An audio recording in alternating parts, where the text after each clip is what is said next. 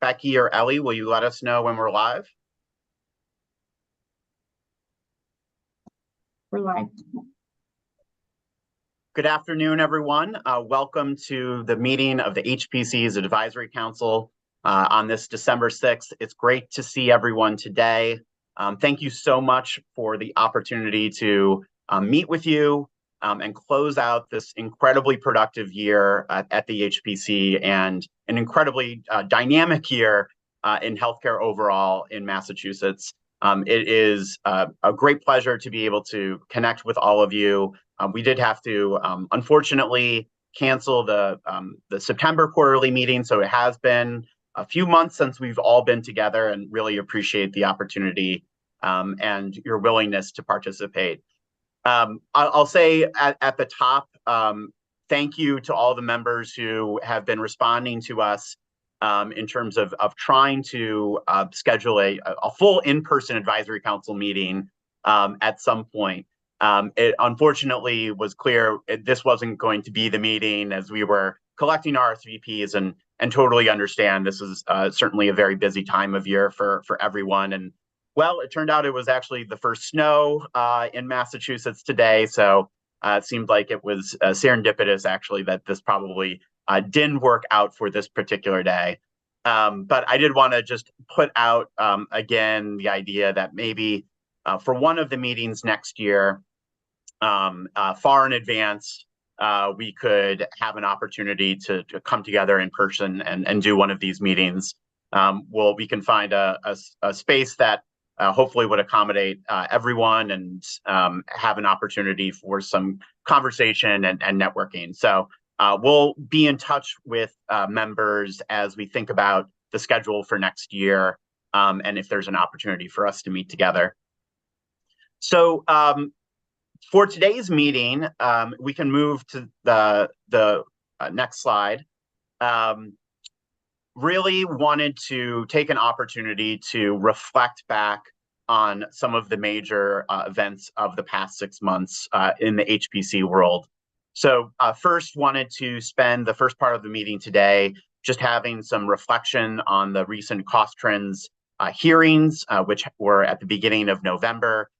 Many advisory council members both participated in the hearing as well as helped plan the meeting. So I want to be able to share some of the key themes and reflections from that hearing, as well as getting your feedback and reflections on how you'd thought that the day went if you were able to watch and attend. And then for the second half of the meeting, want to briefly summarize the recommendations that were included in the most recent Health Policy Commission report. I'll walk through those generally quickly, but then really want to open it up to this advisory council for your reactions to those recommendations, as well as your thoughts about how especially we can work together to advance those that are of particular interest to you. So that is really the agenda for today. On the next slide, just to always remind ourselves of this incredibly esteemed group of over 30 individuals from across the Commonwealth and across sectors that are a part of this advisory council. As always, thank you for your participation and engagement in our work. On the next slide, this was included in an email to you, but wanted to show it here again. This is our proposed schedule for next year in terms of the quarterly meetings. So we will follow up after this meeting with calendar invites and more information so you can be sure to save these dates. As you'll notice, we are shifting our public meetings to Thursdays. Typically, we've always held these meetings at noon on Wednesdays, and we are going to be shifting our meetings to noon on Thursdays moving forward.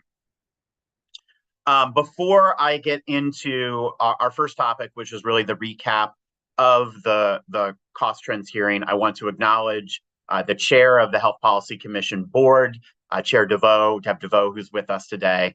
Good afternoon, Deb. How are you? Good afternoon, David. Good afternoon, all. I'm great. Thanks.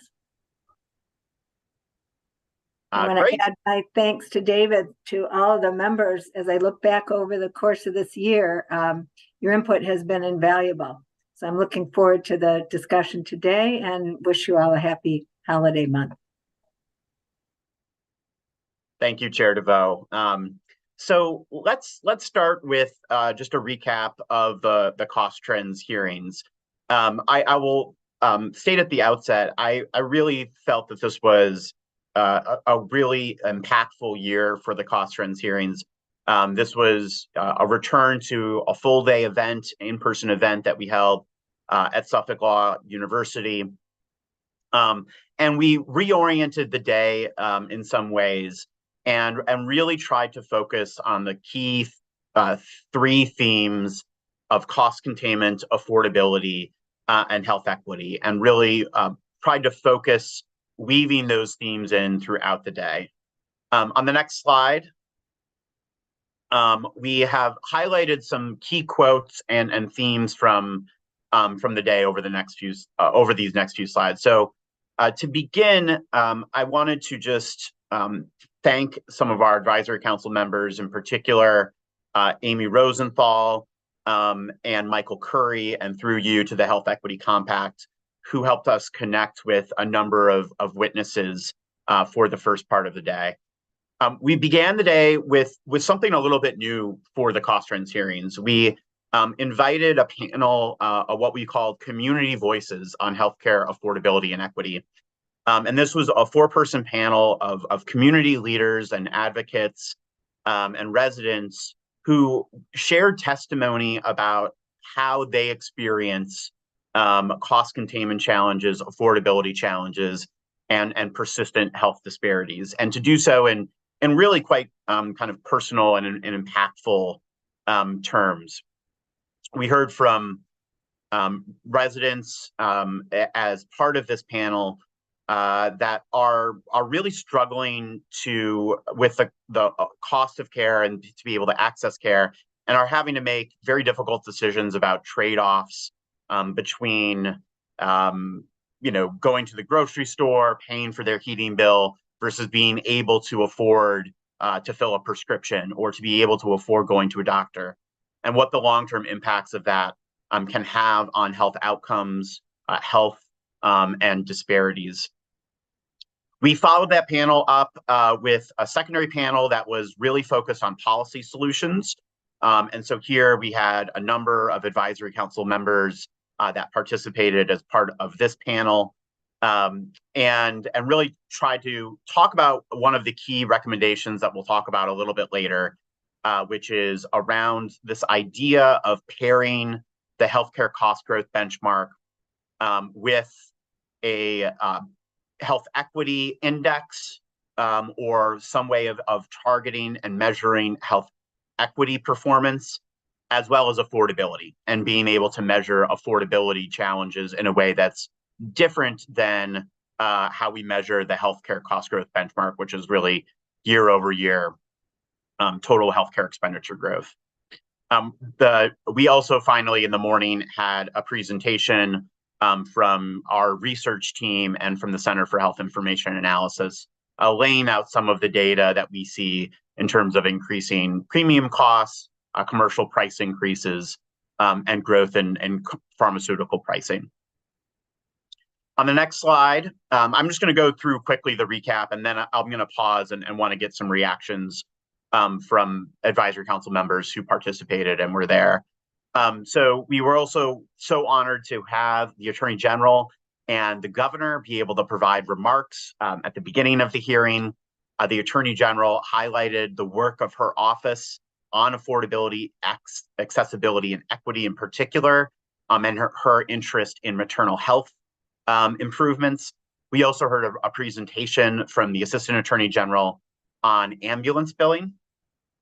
For the Governor, she really focused on her three key themes of affordability, competitiveness, and equity, and voiced her support for some of the HPC's recommendations to further incorporate affordability and equity into our framework. On the next slide, brings us to our three witness panels that we held in the afternoon. So the first panel was focused on health plans. We had 3 health plans, and the executive director of the Connector Authority participating in the role of how health plans can put in place strategies to increase affordability and reduce disparities. The second panel was a provider panel with a number of different market participants, really reflecting on the dynamic changing provider landscape, both in terms of closures of units, but also expansion, the role of increasing role of for-profit and private equity investment in healthcare in Massachusetts, and the role of community hospitals in the context of all of these changing dynamics. And then finally, we ended the day with a panel of health system leaders who really were focused on where do we move forward as a Commonwealth in terms of setting a path and rethinking our framework for cost containment, and how each part of the market can and should work together to be disruptive in urgently changing some of our policies, while also reflecting a need for balance in a context and an environment of instability, financial instability, and particularly workforce instability. So with that as a very brief overview of some of the major themes, I'd really like to pause at this moment and ask some of the members, advisory council members who participated in the hearing or helped us think through the themes of this hearing, for your reflections on both how you thought the hearing went, as well as what are some of the key takeaways that we should be focused on moving forward. So Laura, I saw that you came off mute right away, so I will turn it over to you, and then you, Chris Schuster, would love to hear from you. David, I just want to thank you and the team. I thought it was a really powerful day. I particularly think the morning's panels of consumers and folks that are affected by healthcare costs was extremely powerful, and I really came away with a feeling that there is a really strong moral imperative that we take all the research and data that you guys have supplied us with and make it actionable. I will say, I'm going to continue to say, that health plans cannot fix the affordability challenge alone, right? Our premiums reflect the cost of care, whether that's provider costs, that's pharmaceutical spending, and we certainly understand the cost drivers due to the great work you and David Auerbach and the team have done. So I want to say that an affordability standard has to be coupled with accountability for the providers and for the pharmaceutical industry. I am concerned. We had recent legislation in the Senate that we believe is going to increase pharmaceutical spending for the health plans, which will translate into higher premiums for employers and consumers. Embedded in that bill are some provisions around buy and build, which you have identified as a cost driver. So I think we just need to be really thoughtful as we also work with the legislature and educate them about things that are going to increase cost without any direct benefit. So I think the challenges are here. We have lots of challenges in our state's economy, lots of challenges due to coming out of post-COVID. But I think that employers and the healthcare system are all struggling with the same thing. So, we continue to be very focused on affordability. And I think you heard from Kane Hayes and Sarah Islen. I thought they put in some really important testimony that day about the challenges they're facing. And again, the plans don't have a magic wand.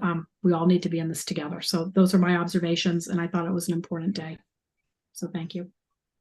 Thank you so much, Laura. And I do, reflecting on, how we set up some of these panels, I thought it was effective to have some of the health plans together, reflecting on some of the challenges that they're facing and some of the common strategies. And so appreciated the participation of those members. Chris Schuster, I would love to hear from you. You were an esteemed member of our final panel. really with the unenviable task of trying to kind of pull together some of the different themes throughout the day. What was your takeaways? What were some of your impressions? Well, first, I just want to say thank you to you and to Deb. The tone of the meeting was productive, collaborative, a real spirit of collaboration and cooperation, which I haven't always felt in years past. So I truly appreciated that. Also, the engagement of the HPC board members. The questions were thoughtful and had showed actually familiarizing themselves with the challenges we face. I think you heard it eloquently stated by Laura. I think between the providers and the insurers together, there's no lack of challenges for us in this state. And I do really feel like we're at a pivotal moment where people really want to work together. The insurers can't fix the health challenges, nor can the providers. So something has got to break. We really are at that proverbial tipping point. So I do think the HPC is really well positioned to help us. I love the idea of regional planning. I think we've learned and we're seeing in the marketplace that not every provider can be things to all people. In addition, the labor challenges we face. I just lost a mammo tech to an academic center for $10 more an hour to do the same thing. That to me is going in the wrong direction. If we really want to lower the total cost of care, we've got to find a way to be able to continue to push care to the lowest cost setting.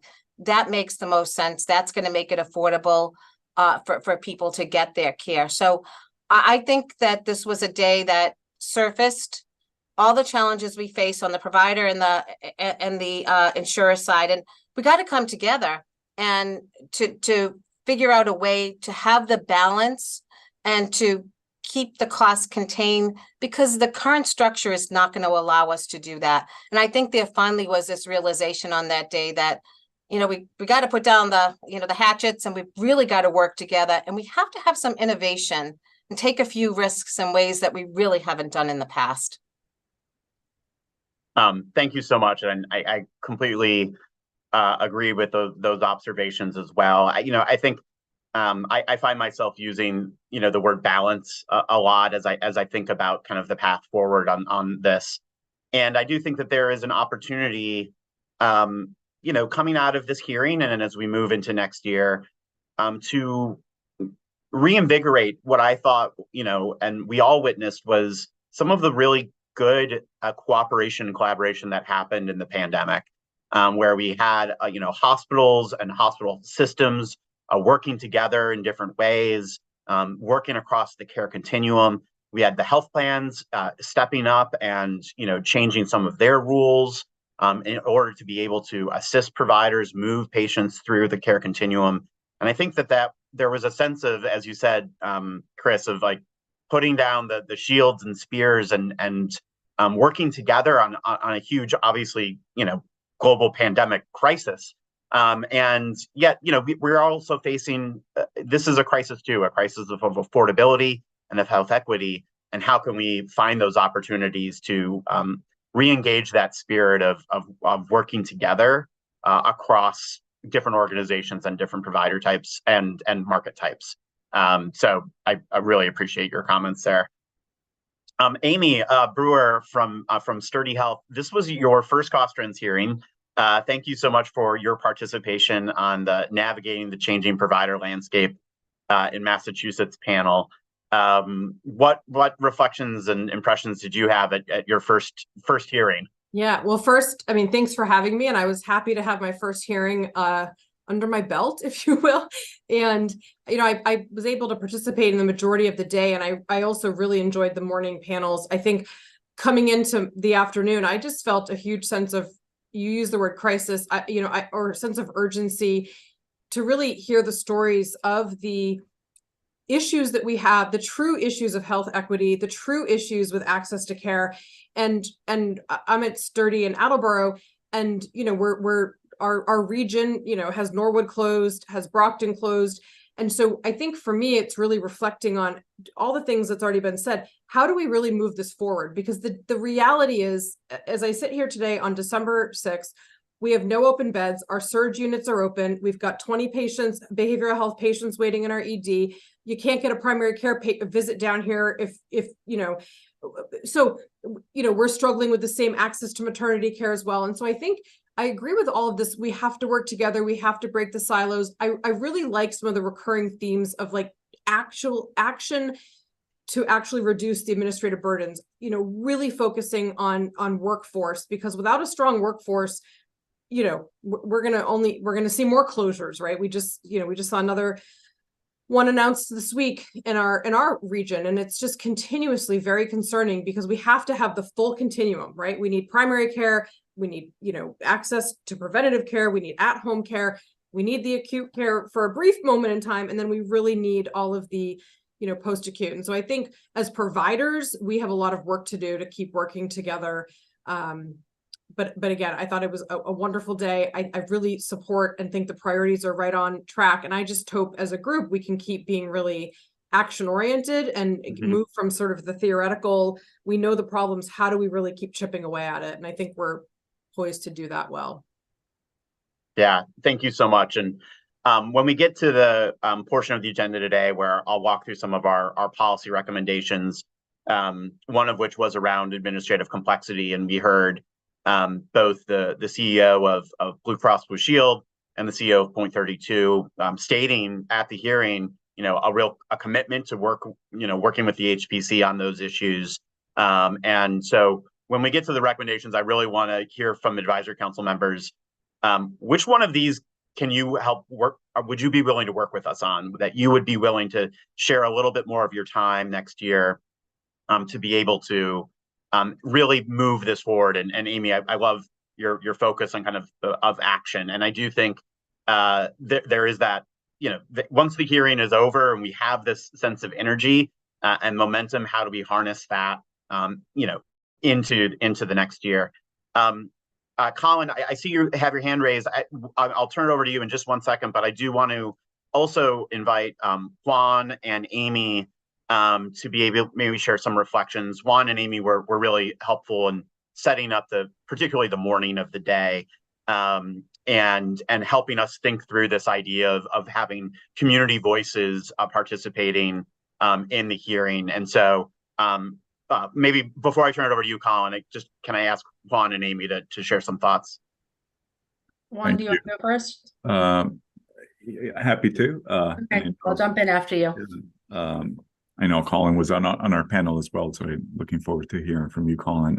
But good afternoon, everyone. And I've attended mostly virtually the past few and Health Policy Commission hearings. This one felt different, I think, and it felt different because of that intentionality on hearing directly from the community voices, because of the focus on the equity and access issues. With all due respect, I think it was not wonky. It was real, and I think that needs to continue. I think Commissioner Blakeney said it well. I think she, it sort of moved beyond policy and it really kind of humanized the issues in a way that perhaps hadn't been done in the past. So I really appreciated that. I appreciated the opportunity to collaborate with the HPC on helping think about voices to include, because often those networks are not the first ones we think of. And I think the Health Equity Compact has provided that opportunity to expand the network of voices that could be included in this important discussion. So I commend you, Deb, David, and the entire HPC for the great work and just having the narrative be much more inclusive than it has been. Thank you. Well, you were such an incredible help in helping us find that vision and and bringing different voices into this conversation, and doing so kind of outside of our typical networks. I think is important for our work moving forward, especially when we're expanding beyond kind of total medical expenditure measurement to talking about issues like affordability and health equity. And I think when we move into those areas, we have to be able to hear from the people who are facing those challenges. And so by the nature of, I think, our expanding viewpoint necessitates expanding who is part of the conversation and the dialogue. Amy, would love for any reflections that you may have as well. Sure, thanks. And yeah, so I was obviously extremely happy that HPC wanted to include this panel and include it in a prominent spot in the agenda. I think was important. Healthcare for All works closely with Damaris and Pastor Kiki, who are two of the panelists, and they're folks that we've been working with on our vaccine work and redetermination work. I just want to state that I think it took a lot of courage for them to come to a setting. It was a lot of time out of their schedules. And so I just think that they spoke from their hearts and were extremely helpful, I think, to the folks in the room. I think with that being said, we have a responsibility back to them, which is for this not to become something that's just a token of having people come and speak to us. We are obligated to take action, I think, to address the issues that they raise, which are real, which are meaningful, which impact folks. We had another community-based leader come talk at our staff meeting, and it is a reminder to me about this disconnect that happens, I think, between people who are doing policy work and people who are on the ground. Mm-hmm. And it's just, I just urge all of us to take every step and every action we can to move the ball forward on affordability. I think we'll be talking about the benchmark or metrics, whatever the right terminology is, in a minute. But I think that it's just, we really need to be taking action. And so I hope that community voices become a regular part of conversations like the cost trends hearing, as well as other forums that all of us are involved in, where we're making important decisions and having important discussions. But in order for this to not feel like, and I'll just use the term tokenism, we need to make sure that we are then listening and taking action. And so I will say that with love and respect to all of us who care about this work. Thank you, Amy. Absolutely, taken with the love and respect it deserves, and I appreciate the complimentary remarks on how people thought the day went. But you feel free to also, if you have some constructive criticism, always happy to take that. And Amy, to the last point you made, I welcome you holding us and me accountable and the HPC accountable to that commitment as well. So thank you. Colin, I'm sorry I skipped over you, but would love to hear from you, and thank you for your participation on the policy solutions panel and for bringing your perspective to this conversation. Oh, I was thrilled to be part of it. Thank you so much for inviting me. I'm also sorry to have my camera off. I have got a bad cold and I'm not looking my best, to say the least. But yeah, I thought it was a terrific discussion. I was really glad to see the depth of emphasis on health equity questions this year. I would echo everything Amy said about the need to make this more than a token thing. I think the consumer panel is a great idea, but it needs to be sort of an area of significant focus. And I think folks need to have latitude to really raise the issues that are of greatest importance to them.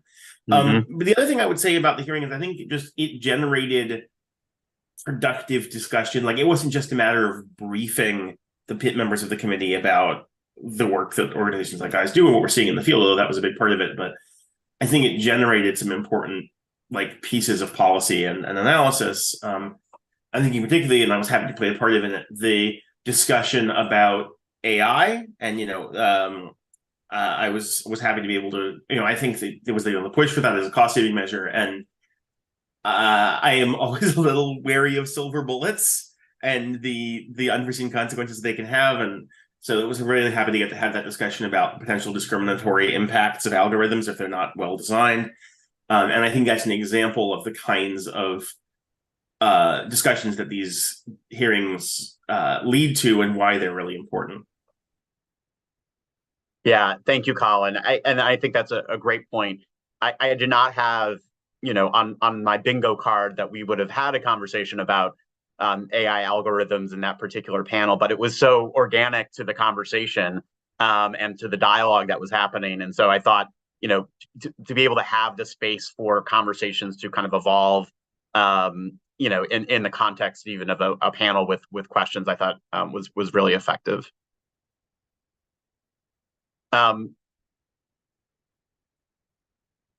Any other reflections or comments that other advisory council members who either participated or watched or read about online would like to share at this time?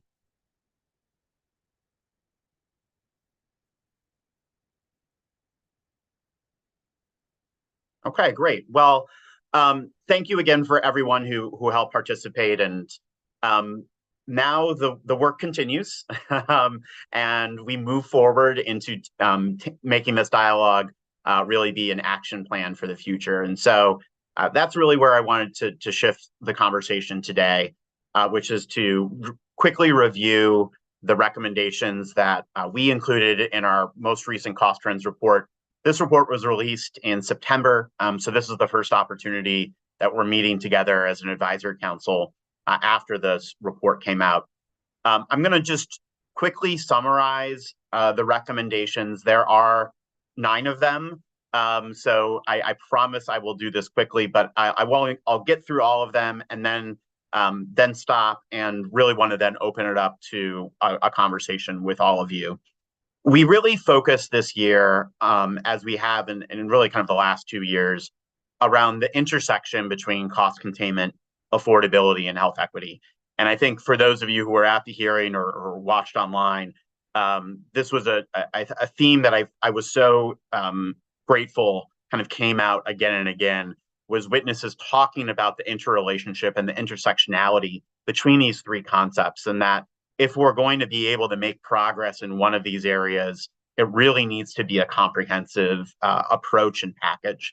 And so these were the key 3 themes that were underlined our hearing as well as our recommendations.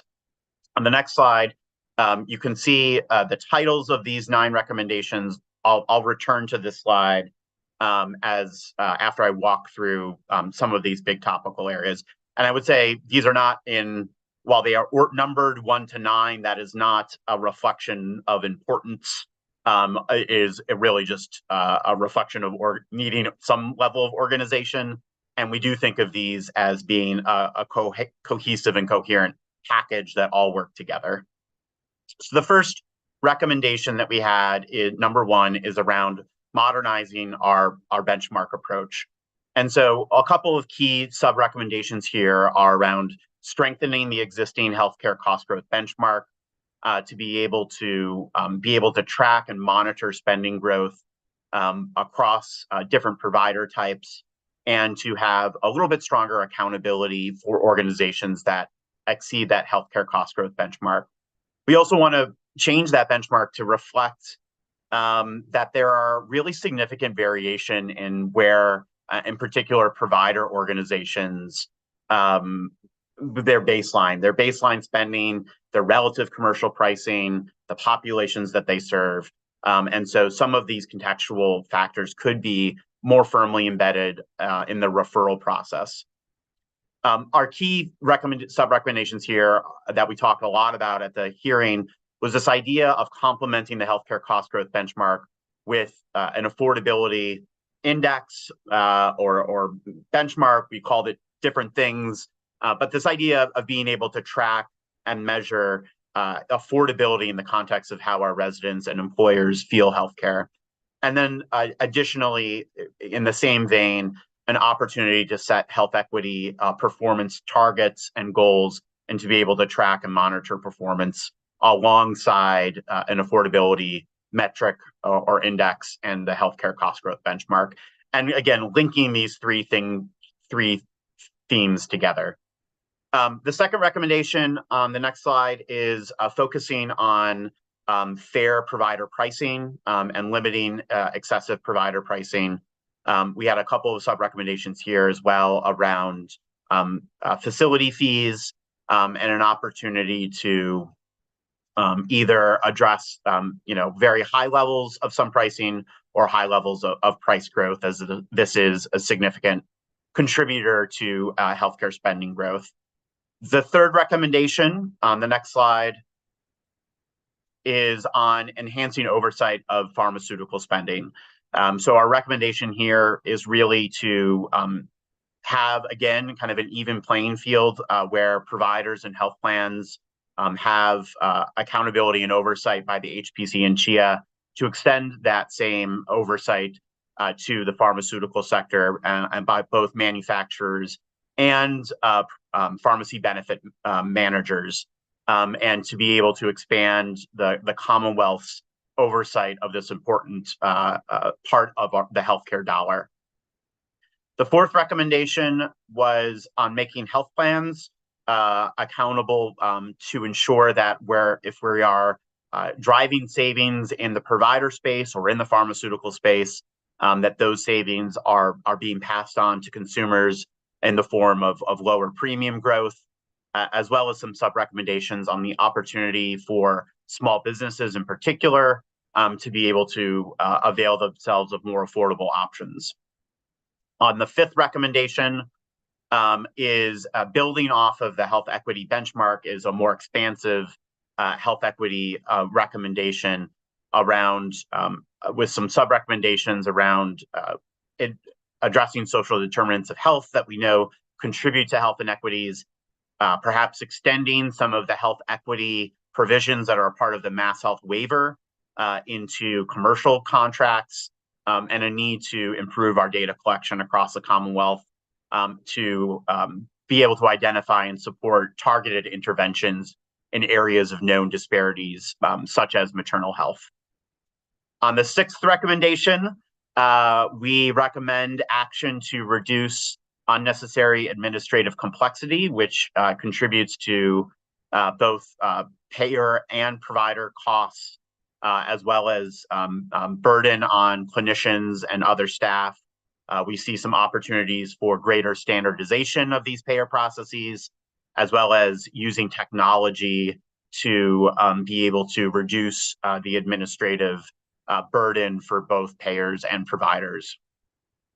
The seventh recommendation is around the need to understand the changing healthcare marketplace and to be able to expand our ability to conduct focused assessments of need, supply, and distribution, building off of what Amy Brewer said just a few minutes ago, to understand where we need services, what the patient needs in different geographic areas are, and so that when regulators are faced with reviews of closures or expansions or new mergers, that we are doing so with an ability to understand kind of the total landscape of provider supply and demand. Additionally, we have some sub-recommendations here around additional oversight of private equity investment in healthcare. The eighth recommendation is around supporting and investing in the Commonwealth's workforce. We continue to see that this is an incredible challenge for our healthcare system.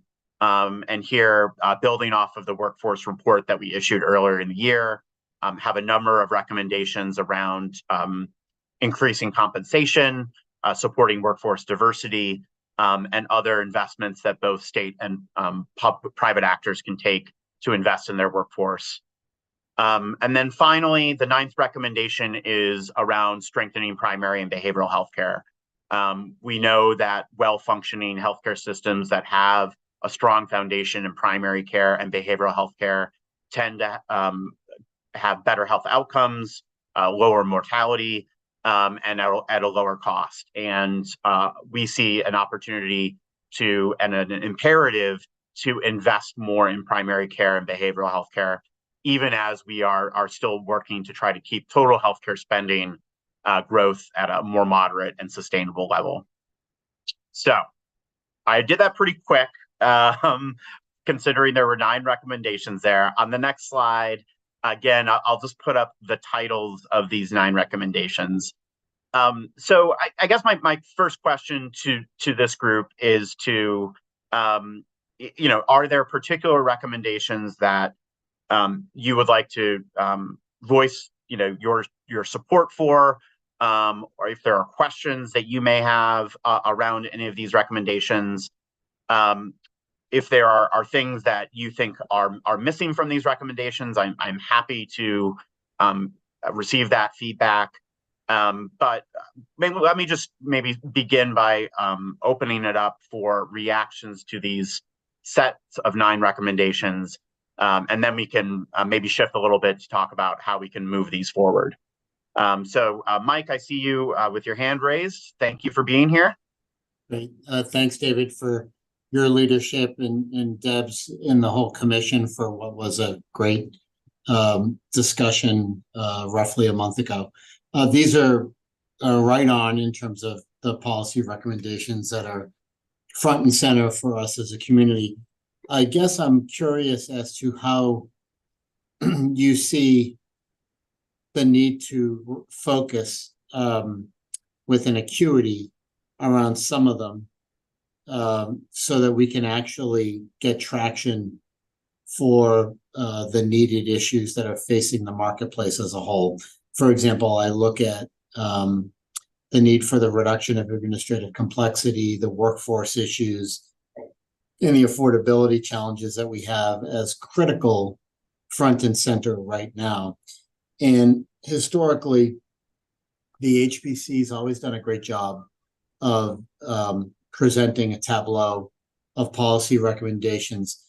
And where we've really, I think, struggled over the last decade has been refining those into a subset of issues and themes that we can help actually effectuate.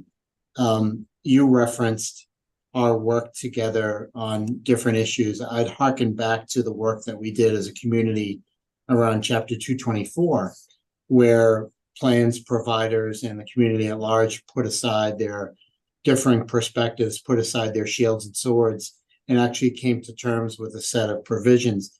I would love to see a similar construct and would be interested in your thoughts about whether such a construct would be possible, utilizing those groups as well as the business community who is sort of footing the bill as well for all of these issues. Thank you, Mike. I appreciate that. And yes, this is quite a tableau, as you said, of recommendations. As I look through these recommendations and I think about the year ahead, I do sometimes reflect that some of these recommendations clearly are recommendations to the legislature in terms of a need for some statutory changes to Chapter 224, where we've had 10 years of experience of data and lessons learned, and have made recommendations about ways we can evolve our statutory approach. And of course, the legislature, as we know, is working on healthcare legislation. The Senate, as Laura mentioned, had passed some legislation before the fall break on pharmaceutical oversight. So that there's a whole kind of legislative part of this, but I do think that there are some of these recommendations that, even absent legislative action, we can and should make progress on as a community and as a group working together. And so I'm still working through and would love thoughts about, are there particular ones of these recommendations that really lend themselves to being able to make progress on our own, and what does that look like? And then are there others that we acknowledge really do require the collaboration with our legislative partners? But Mike, before, I know you turn your video off, but before I turn it to other council members, let me turn the question back to you. what would you say your priorities are as you look through these lists of the most pressing, the most urgent? It's a great question. I would say that there's a lot of momentum and continued market innovation around the reduction of administrative complexity. And I feel like we could work together to, first of all, documenting that movement, but then also aligning on next steps as a community around meaningful change in that area, either buy-in through the administrative collaborative that already exists as a report into the HPC for further discussions, or in a different structure. What I've seen as a commitment, both from Blue Cross and other payers, as well as our provider partners, is a real willingness to embark on a course around administrative complexity that will have meaningful impact for clinicians and for our patients, members across the Commonwealth. So I see that as a key, but for private market action. Number two, I think that some of the workforce challenges similarly can have a private market perspective, but there is a companion piece of policy that would help support those workforce challenges. And I think there'd be some changes that we could align on pretty easily with our stakeholders, and this, not just on this call, but generally around some meaningful changes that would be helpful in that area. And then lastly, around the affordability challenges, I think that I guess I would say affordability and equity challenges. I think there we may need a little bit more of a legislative focus for some changes, because I think left unaligned, some of that work may not be as effective as if we had legislation to help support it. So that's my sort of thumbnail of the issues. I was remiss in sort of not mentioning equity at the forefront. I think it's a companion piece to any of these issues.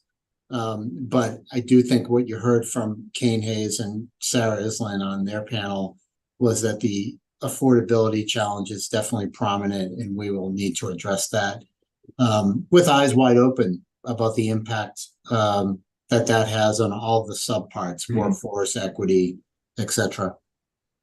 Yeah, thank you, Mike. And I think, as always, when we're putting these recommendations together, I think affordability and equity are these pieces that are subcomponents to each one of these 9 recommendations, and then we also feel it's important to highlight them as their own recommendations. So I think that they're both singled out and embedded throughout, and I think that's an important way to think about it.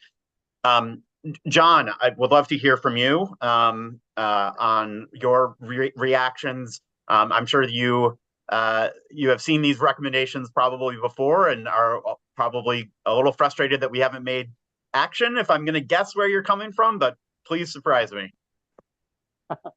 Yeah, you're right on target, David. Yeah, look, I guess they're all 9 important. I guess I believe 1 and 4 really need a whole lot of emphasis, and I think they need a little bit of clarification too, and maybe amendments. Mentioned David, you mentioned on number 1, on the benchmark.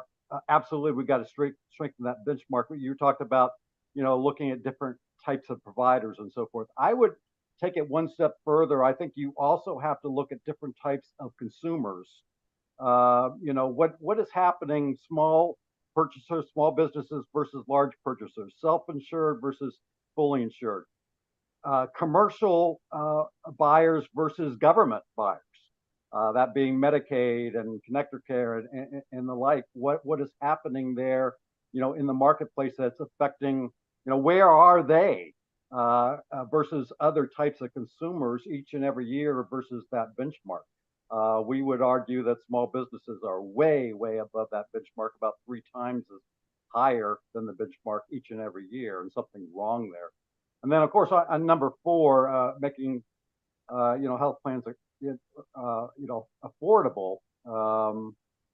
I think I would just urge, don't go the easy way out and just talking about driving more small businesses into the connector. I mean, the connector is great for individuals and a great option. Don't take a government type of view, politician view that, we know better than you little guys and gals. Keep in mind, small businesses compete every day with big businesses for their employees, for recruiting and retention. And that, you don't see until Matt Vino starts putting the GIC, into the connector, and big businesses start putting their employees in the connector. That is not a solution for government to be espousing. We need to take a deep dive into what's happening in the merged marketplace and unfair cross subsidies. We need to take a deep dive into what's happening with the inequitable types of state mandate laws. Who's paying what for state mandates, and what is unfair and what isn't. Thank you. Thank you, John. I appreciate those comments and the amendments to them. And I think your comments in particular around understanding differential impacts and experiences of both different employees of different sized employers, different types of populations, I think is an expanding area of interest for the HPC and for CHIA.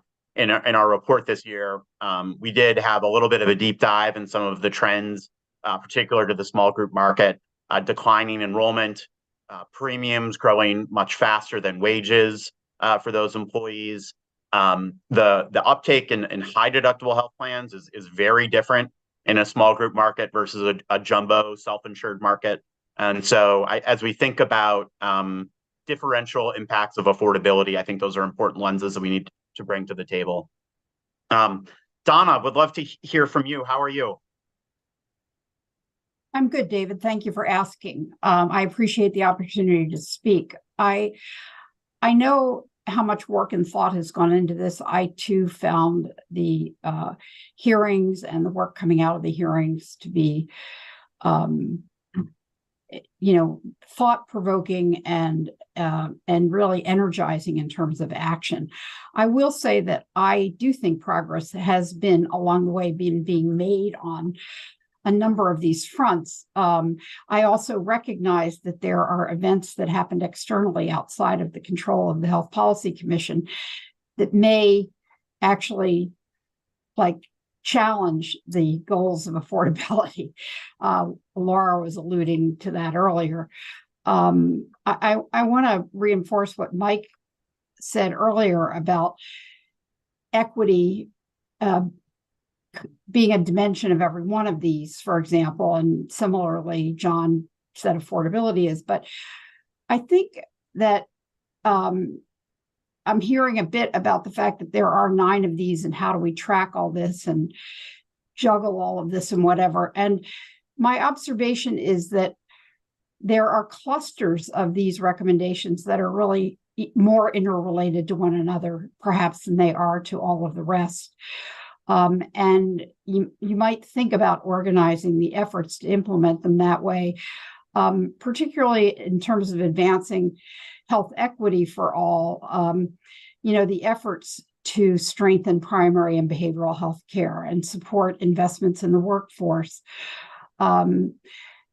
Those are steps that are clearly going to advance access to care and more equitable treatment and care, particularly if we are successful in some of the workforce objectives to make the workforce more culturally competent and look more like the people being served, and really strengthening the tools to monitor the provider market and align that supply with the community's need.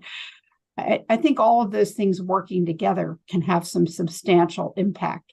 And similarly, without enumerating them, the other steps are, essential to hitting, cost benchmarks and reducing the impact on individuals and families for, having access to and using healthcare. So I thank you for this effort. Oh, well, thank you so much. I think your reflections and kind of linking some of these together just sparked a light bulb in my brain as I was looking through this, and I was like, oh yeah, 5, 7, 8, and 9, really have some key thematic alignment. Obviously 1, 2, 3, and 4 have some key thematic alignment. administrative complexity and burden kind of cuts across everything. But I do see that there's an ability to kind of to pair and to think through these some of these together. That was brilliant. Thank you. Jake, would love to hear from you. How are you doing? Good. How are you? Thanks. Really great list and good work on it. I think as I look to the item number 6 around administrative complexity, I agree with what's been said. I think that there's an opportunity there too to make improvements around the edges without maybe having to go a legislative route. I know as it relates to home health, you've seen Blue Cross Blue Shield. I think point 32 is considering alleviating certain prior authorization requirements for home health services, certain ones. I think that's a good signal. And then, of course, I'll focus on workforce and the investment around, provider reimbursement rates. I think we're now in a situation where, at least for home health and home care, that the state's made a lot of investments the last 3 years around the provider rates, which has been great. But I think now we're in a situation where those policymakers are kind of looking at those investments, but not quite seeing an uptick in utilization or services delivered. And I think from our perspective, after years and years of either no adjustments to rates or minimal adjustments, we're playing a game of catch up. And so I think to the extent that HPC here can, compel or inform the rate setting process so that it's more regular and more adequate, I think that's our perspective. But thank you. No, that's great. Thank you so much. And I think there are some opportunities there. Ron, great to see you. How are you? Fine. How are you doing, David? I'm good. I have some concerns. I think I appreciate all the difficult and excessive work that you've done on this. Just looking at, for instance, constraining excessive provider processes. That would require a really dynamic system for establishing a gold standard for a price, for instance, in a given region, so that you could really see, who's really charging too much. So that's a complicated and moving target. It would be great if we could do that. There was some effort back in, I think, the Patrick administration to sort of set up a range of costs for certain procedures, which fail because of market forces. But the second thing I was concerned about is the strengthening tools to monitor the provider market. I mean, basically with consolidation and for-profit systems and so forth, we now have maternity deserts. We have pediatric system, which is basically dominated by one provider, and which leaves certain communities with no care. So I think balancing it is not even possible because of the way the system's set up now. So I think, early on we thought bigger was better, but it hasn't turned out that way. So I think that I'm really concerned about that. And then the last thing is the primary and behavioral health.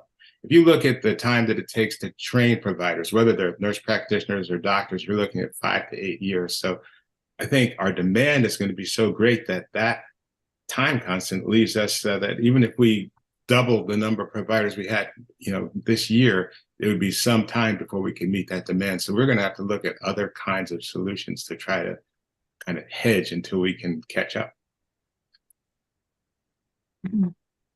Thank you, Ron. And just to one point of reflection, I think on the number 7 kind of tools in market oversight, I think one of our motivations for this particular recommendation, is an understanding that we continue to see a more consolidated healthcare delivery system. We issued a report recently specifically focused on pediatric care and how that has increasingly been consolidated into, kind of two major systems. At the same time, we're dealing with closures of units across the Commonwealth and closures in maternity care and consolidations there. And I think one of the opportunities that I see is so often with our regulatory processes and from a government standpoint, we're just reacting to the proposal that's in front of us. And there can be very, without having kind of a little bit more of a broader understanding of how that proposal is in the context of other changes in the marketplace. And so I think there's an opportunity for all of us in the market to be more proactive about where and how we want to kind of design and deliver care, rather than just being reactive to the proposals that are kind of coming one by one, and to make sure that as we take that broader view, we're keeping in mind what our patients' needs, how do we ensure equitable access to the services that we need. And so, I think a lot of work to kind of flesh all of that out, but I do think that there is an opportunity reflecting what we know to be a more consolidated workforce or delivery system, excuse me. The other thing is, I think equity, yeah, the equity situation is still strongly driven by wealth gap. And I think without solving that problem, all the disparities and so forth, housing and so forth, are directly related to income. And now we see in I think the Globe today that the gap between people of color and whites in Boston has even increased, even though it was a huge gap now. So trying to, sort of fix it at the other end without some adjustment in that is not, in that situation is not going to really, it's going to be a big challenge. You're either going to subsidize people or subsidize plans or do something so that they can afford and be competitive in purchasing plans. Thank you. Yes. Hi, Karina. Nice to see you. How are you? Hi, everyone. Good, thanks. I'm Karina from Biogen. I just recently returned from maternity leave, so good to see you all. On recommendation number 3 around oversight for pharmaceutical spending, I would just urge that, when we look at this, that we make sure that whatever is put in place is something that at the end of the day is really going to help consumers. I have the benefit of leading a team that covers the 50 states. And we know that a lot of states have passed these prescription drug affordability boards, these big, costly bureaucratic structures. But there's no evidence that that's actually going to lower costs for consumers. So any kind of reform we do to be meaningful to consumers at the end of the day. Same with transparency information. We are willing to provide transparency with confidentiality protections. But at the end of the day, that information should be something that can be used by consumers to make meaningful decisions. And it's great to see the piece about cap on copays. There are also some other good policies that in front of the legislature right now, policies that other states have passed, such as share the savings or rebate pass-through when a certain percentage of the rebate that a PBM or health plan get from a manufacturer is passed directly onto the consumer at the pharmacy counter in the form of lower cost sharing. And also allowing manufacturer copay assistance programs, which is programs we offer to help consumers afford their copays, to allowing those to count towards an individual's out-of-pocket max or deductible, another policy that a lot of states have passed in the last few years. So, there's a lot we could learn from other states. Also in other states, there's been a lot more action on PBMs. I think licensure and oversight is kind of the first level, but there are a lot more policies there that we could also work on, and also educating people about the role of PBMs in the whole process as well. Thank you. Oh, thank you. Thank you for those comments and reflections. You're absolutely right, and your 50-state viewpoint of being able to look across the country is really valuable because, oh my gosh, there's a lot of activity in this space, and we've seen. I was just on NASHP, the National Academy of Health Policy's website yesterday. They have a tracker of all the different prescription drug bills that have been considered and passed, and there was something close to, I think, 49 bills passed in 26 states just this calendar year, up until September. So kudos to you for keeping track of all of those, and many of them, as you mentioned, are on some of these same topics. Yes, some on drug affordability boards, but also kind of some copay programs. The pharmacy benefit manager oversight and transparency is something that we've seen, as you said, licensure being a first step, but has a lot of momentum across the states. We have not yet done that here. and of course, there's some federal activity on that front as well. Before I let you go, you mentioned a couple of different ideas that you thought could be helpful. Are there other policies that you've seen, as you kind of do that scan across the state, that we should be thinking about in terms of our menu of policy proposals in this space? Yeah, I mean, the share the savings or the rebate pass through, that has passed in a few states, and it's going to be filed in a lot more states this session.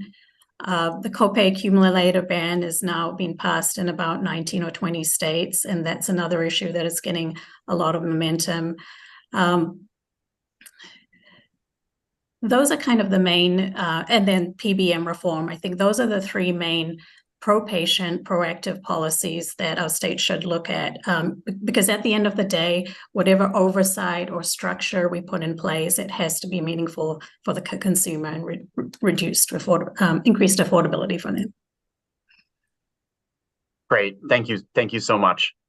Laura, I saw that you came off mute. Would you? Okay, great. Go ahead. Thank you so much. And I'm thinking, because of COVID, so many of us have not really been together and been able to communicate directly. And it was kind of dawning on me sitting here. It'd be so interesting if the HPC, maybe with the advisory group, set up some listening sessions where we could talk to each other with HPC staff about issues. So I have a very opposite view from my colleague here at Biogen about some of the things she described.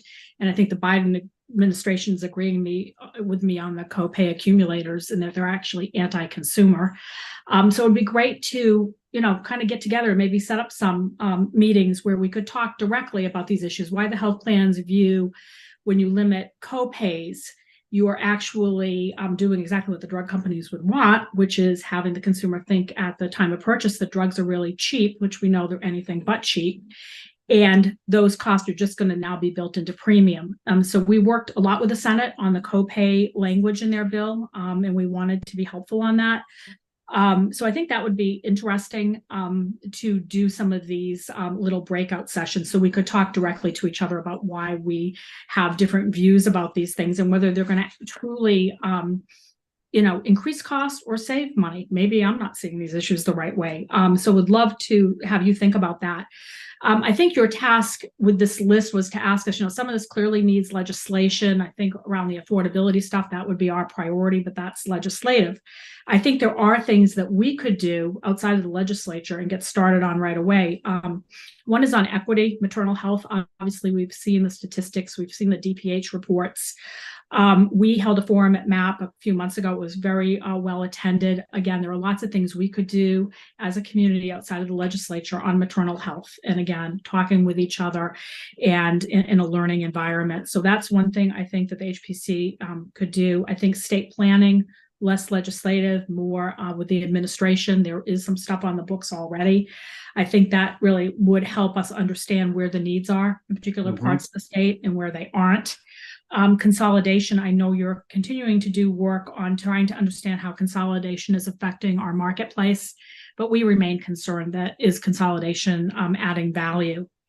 On administrative complexity, I think this is another area where we need to be talking to each other and outside of the legislative process, and also understand some of the things that have gone on in our marketplace. So the work that Denny Brennan and his group at Mass Health Data Consortium is doing, the stuff that we've done as a community around billing, around eligibility, and what the promise is in the future around prior authorization through automation would be important for us to talk about. And I still think I want to hear from my provider colleagues outside of the legislative process. I think, prior authorization, if we ever hope to tackle the cost and quality issue, prior authorization can't go away, but are there things that we can do, right, to work with our providers to make it better? So we've heard what Blue Cross has done, taking down prior auth for home care. Many of my plans had already done that in the past.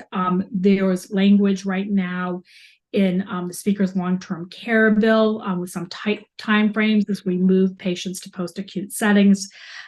We support that language. We worked with them on that. There's a lot of stuff we can do.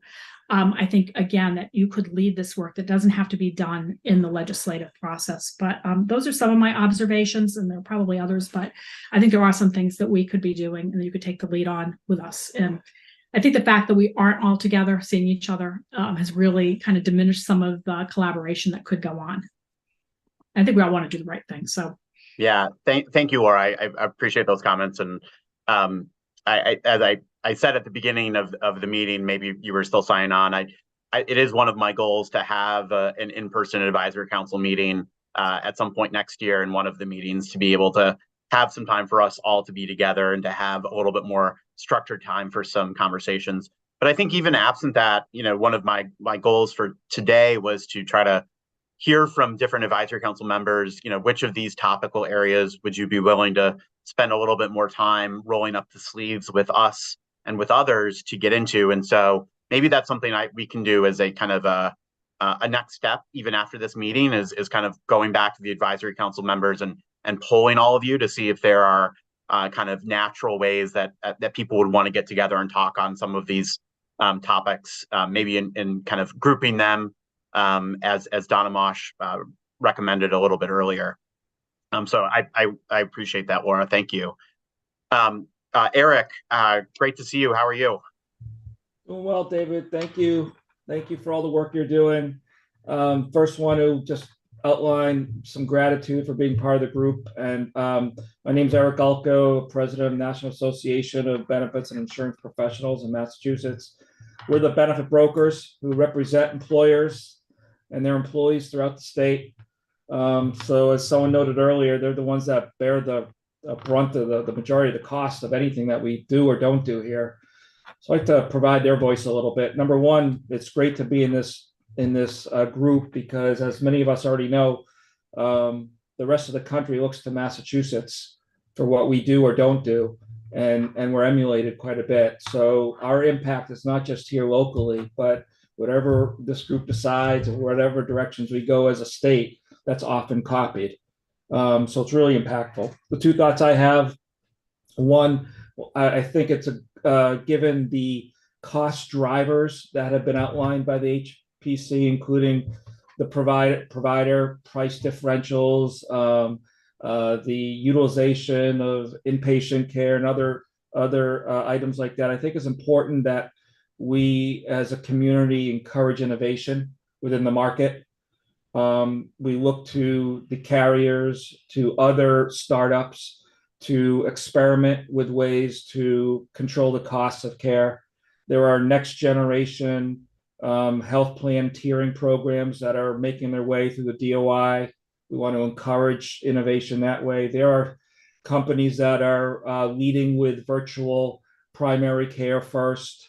Mm-hmm. There are other products being developed to help incentivize people to choose wisely in terms of where they go, based in part on the cost. There's innovations that are looking to transform healthcare utilization to be a little bit more like what the airline industry did with buying a plane ticket. Looking at Expedia or Orbit or whatever site you go to and being able to compare across what Amazon has done for the market. That is being looked at and in the healthcare context. I encourage us to allow for that type of innovation. Mark Cuban is doing it with prescription drugs. So there's a lot of that we need to encourage on the private space. The second thing I would say is when we look to government interventions, I would just be wary of us going too far with the best intentions, going too far and having unintended consequences. I always like to say free isn't free.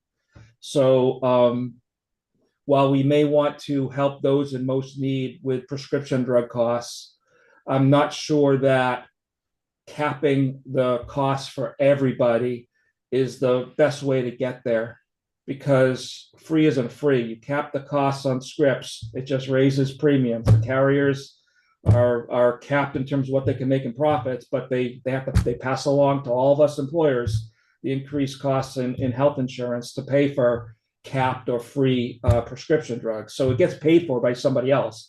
And so I would encourage us to target areas, as Biogen was talking about, the manufacturer coupons. That's great if that applies to the lower income people, but don't take away the copay from me. I can afford my copays on my cholesterol drugs, whatever other drug it is. Don't make everyone pay for my scripts if I can afford them. If we need to help people in need, which we should, we need to target those and not go too far, because then we're just raising the cost for everybody, and it contributes to our overall problem of affordability and equity. Same thing with pre-authorizations. There's efforts to get rid of pre-authorizations altogether.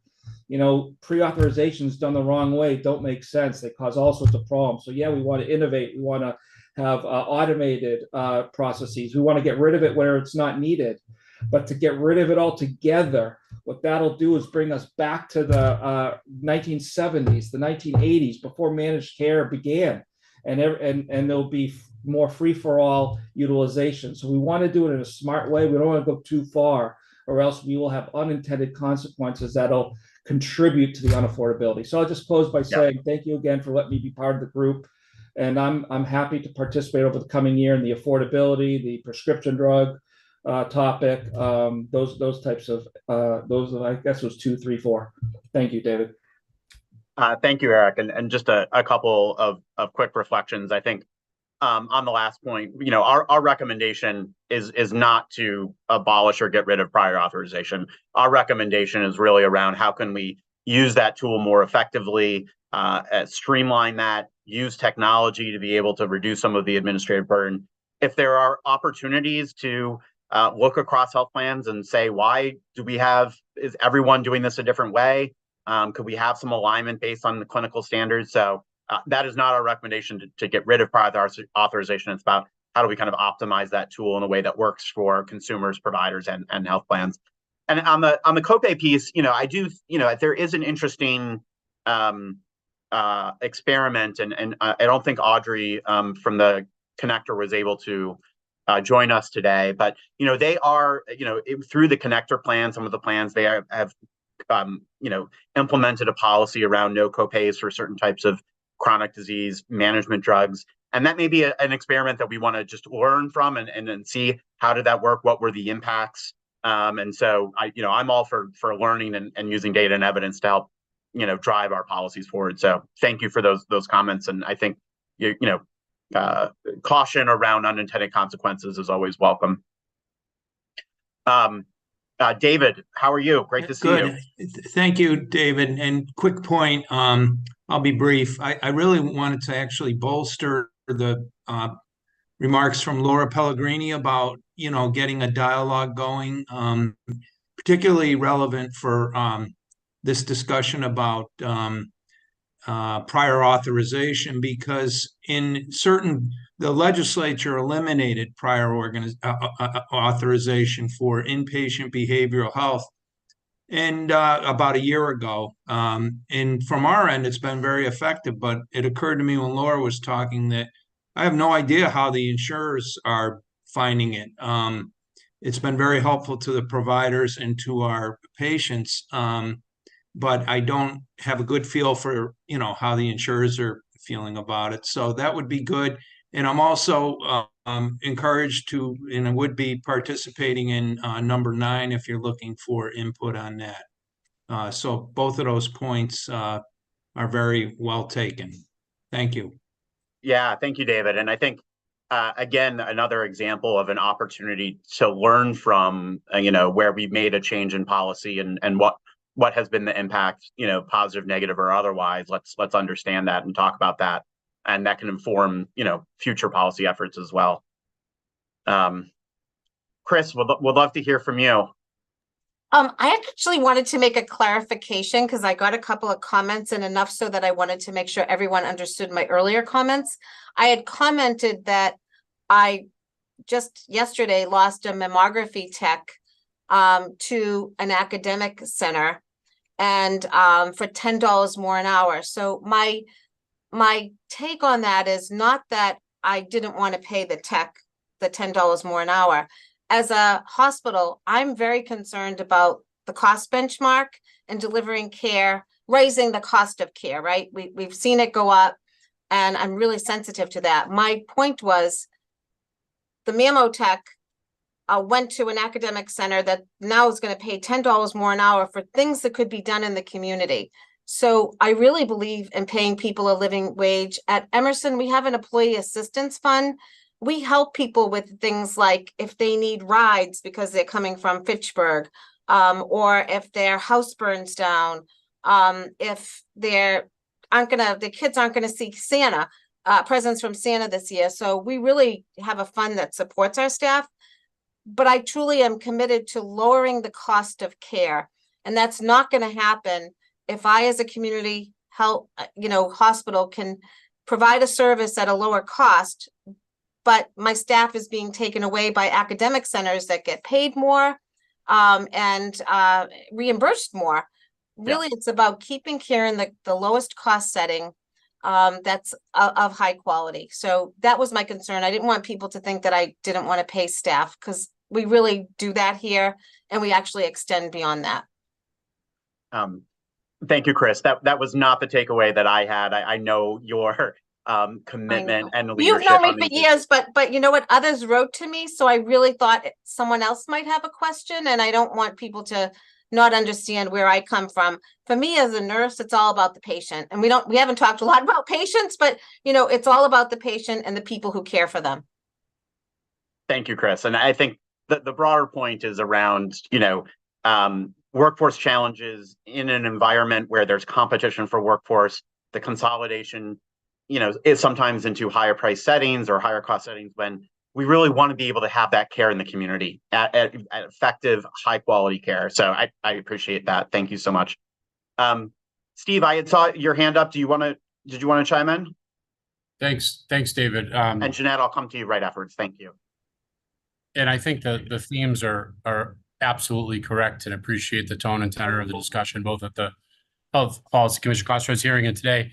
I think sometimes as Bostonians and Massachusetts residents at large, we have a tendencies to celebrate the challenges, the negativity, and not maybe point out some of the good things that are happening. So just to take a minute and mention some news over the last couple of days that I think is groundbreaking, both for Massachusetts and for the country. Every acute care hospital in Massachusetts has now been accredited through the waiver process by the Joint Commission for their work in health equity. We're the first state in the country to hold the distinction. It's incredibly important. I think the waiver is something that we don't talk about enough, and it's a foundational document for who we are as a community and who we are as providers and payers and policy experts that care deeply about this work. The work of Michael Curry and those of our colleagues at the Compact has helped lead this effort. And I think it's pretty remarkable. Now, to celebrate a positive doesn't mean there's not a lot more that can be done, but I think it is often lost on us to take the moment. I think we missed the moment after COVID when we were celebrated in Massachusetts being the lowest state in the country for preventable deaths because of the collaboration and the work that we all did together. And we continue to make efforts on affordability and access. So I think the recommendations are correct. I'll make one point to follow up on what Chris said. What seemingly has been missing from the conversation is the word patient. We talk about consumers, we talk about affordability, and I know that's not necessarily the charge in statute of the Health Policy Commission, but the question to be asked on every one of these recommendations is, how does it impact patients? Nobody has suggested that prior authorization be removed, but everybody should appreciate that on a Saturday night in a hospital, when you have a loved one, they can't be discharged, moved, or treated because they can't get prior auth on a weekend. That's a problem, right? Nobody has suggested that we have enough primary care or behavioral health care, but when you have a loved one that is in need of those services and then ends up in a clogged ED where they're waiting to be seen, that's a problem. Nobody has suggested we want more inpatient care in the hospital, which we all recognize as being incredibly expensive. But when there's nowhere else to go, and there's 25,000 vacancies, 5,000 RNs throughout the Commonwealth, and it isn't a mattress problem, it's a staff bed problem, and we can't see people, right? These are the things that should keep us up at night. And they're all sprinkled throughout your recommendations. But I think in each one, if we are going to have the important dialogue as we move forward, the question should be, how does this impact the people that we all care for, that we all care about, that make up the ecosystem of Massachusetts healthcare? And yes, they're consumers. And yes, healthcare is expensive. And yes, affordability should be our charge. But the one thing that we all share is that we all are, have been, or will be at some point patients. And we've all been there with someone that we care about.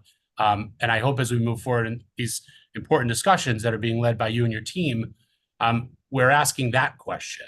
And the question should be, is it good for patients? And if it is, then we should move forward. And if it is not, then maybe it falls to the bottom of the list. But simplifying administrative complexity for the benefit of our patients to be able to get care, for the benefit of our caregivers to provide care, making equity be the hallmark of who we are as a community for the benefit of the people that we care about in communities that have been historically under-resourced.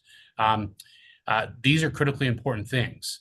And I think that's the lens by which we should judge them, look at them, and then advocate for them with each other and then with the legislature moving forward. Thank you so much, Steve, and thank you for encouraging and really putting the patient lens back into this conversation. And I also want to just say a note of congratulations to our collective community for that achievement on the accreditation of health equity expertise across our acute care hospitals. I think a reflection of the continued momentum on that work and a lot of hard work by a lot of individuals. Steve, I was going to close the meeting today by reflecting on a personal note that when I was growing up as a kid in Minnesota, we often celebrated St. Nicholas Day, which is today, December 6th. And St. Nicholas is this kind of German tradition where you put your shoes outside your door and you'd get little treats. And I wanted to end the meeting by saying I would love to hear some positive news. Where can we have some good news to lead us into the holidays? And so without prompting, you gave us and reminded us to have an opportunity to celebrate the really good things that are happening in this community. And so thank you for the early stocking gift for that. Dr. Callahan, we're running out of time, but I would love to give you the last word here. Thank you so much, and sorry for letting me go on. No, not a problem, because Steve said it all. Steve spoke for me. I must have channeled my thoughts. Is that the patient hadn't heard much about the patient as a primary care provider, as a pediatrician. Of course, I go to number 9 to strengthen primary care and behavioral health care. But the way we're strengthening it is this. This is what's happening in my clinic, is that every televisit that I have is about behavioral health. So it's being shifted to pediatricians who are trying to address the needs of all the needs of these young people. And the number of young people that are seeking behavioral health care has increased. I would say about 90% of my televisits are parents saying their child is anxious, have tried to hurt themselves, the works. So I think we have to think about number 8, supporting and investing in the healthcare workforce, but expanding the vision of what that is, what that looks like. That's not making more pediatricians, actually. Yeah. When it comes to behavior, it's not making more psychiatrists or psychologists. It's not increasing the access to medication. It's actually dealing with what is bringing the anxiety to our youth and to our young people. It's true primary care. And, we've talked a lot about the industry of healthcare, and we have an industrial way of looking at it. We have to do that because we don't have a system that is not, based on an industry. But I just love what Steve said. I think that closing out is that we have to be careful how we go about fixing these problems, or how we look at it, be really innovative. All of the changes that were made during COVID, the collaboration that we talked about, the working together, the being more innovative, are expiring in my clinic. All those things are expiring. The things that we were able to do, they're expiring because we're now in an endemic, not an epidemic. Mm-hmm. But health equity is an ongoing epidemic. It is not transient. And we have to be thinking about it more like that, is that take some of this innovation and not use it as a stopgap, as a way to sort of fix it at the moment, but look at ways to make transitions across the board. So thank you for giving me the last word. But I appreciate this. Well, thank you so much for ending on such a thoughtful note. Fantastic comments, and I'm smiling. I want to thank all the members who participated and left some comments in the chat. Liz, I saw your action items. I'm on it. And I do think that there is an opportunity, and I'm sensing a willingness from the advisory council members to participate, perhaps in a different way than this particular forum, if we wanted to focus in and bring people together on some of these clusters of ideas and how we can put a little bit more detail on them, collaborate, and find that innovation to move us forward and regain some of that innovation and trust that we had a few years ago. Deb, I would love to just give you the final word as we close out our final meeting of the calendar year. Any reflections you had on the conversation today and where you see our priorities moving forward into 2024? Thanks so much, all. I really appreciate the suggestion of convening in some discussion sessions, because there were several topics raised in the meeting that I think will benefit from us delving into and collaborating on. So I'll look forward to that. Thanks so much.